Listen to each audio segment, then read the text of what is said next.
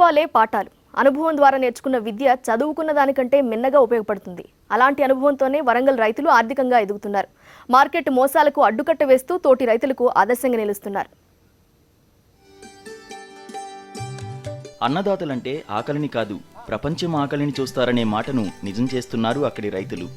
తమకు మాత్రమే కాదు, తోటి రైతులకు ఉపయోగపడేలా విత్తనాలను తయారు చేస్తూ తక్కువ ధరకే విక్రయిస్తూ అందరికీ ఆదర్శంగా నిలుస్తున్నారు ఖిలా వరంగల్ రైతులు. సుమారు 4000 ఎకరాల్లో రైతులు పాలకూర, గంగవైలి కూర, తోటకూర, కొత్తిమీర, పుదీనా, మెంతికూర, ఉల్లి ఆకు సాగు చేస్తున్నారు.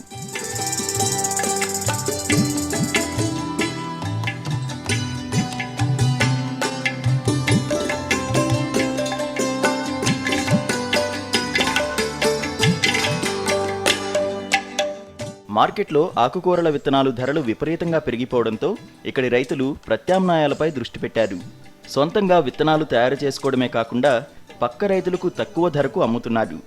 మార్కెట్లో కిలో ఉల్లి విత్తనం 2000 రూపాయలు, గంగవైలి విత్తనం ధర 500 నుంచి 600 రూపాయలు, పాలకూర, తోటకూర విత్తనాల కోసం 400 రూపాయలు ఖర్చు చేయాల్సి వస్తోంది. ఇలా గింజల ధరలు ఎక్కువగా ఉండడంతో పాటు కల్తీ విత్తనాలు మార్కెట్లో హల్చల్ చేస్తుండడంతో దీనికి విరుగుడుగా ఈ నిర్ణయం తీసుకున్నట్లు చెబుతున్నారు రైతులు.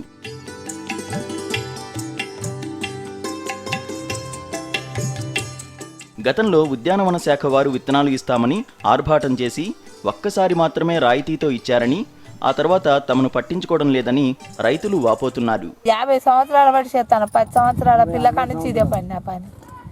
ఇక ఈ ఊరి అవ్వగారు, ఈ ఊరి అత్తగారు కాబట్టి మోసుడు తప్పలే, చేసుడు తప్పలే, ఇంకేమున్నది. ఇక ఇత్తులు మేమే తెచ్చుకున్నాడు, ఆ నాగనుకుడు, ఇక ముసలోడు కంబల్జీరుడు ఇదే నడుస్తాను. మొత్తం ఆకుకూరలే, కిలా వరంగల్ అంటేనే ఆకుకూరలు.